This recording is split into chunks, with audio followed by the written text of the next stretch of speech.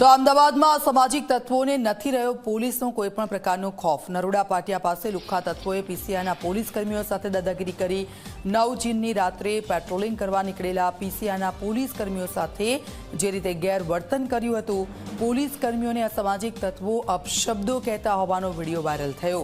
અસામાજિક તત્વોથી ડરી પોલીસ ભાગતી નજરે પડી। અસામાજિક તત્વોથી જો પોલીસ જ ડરી જાય તો જનતાની સુરક્ષાનું શું?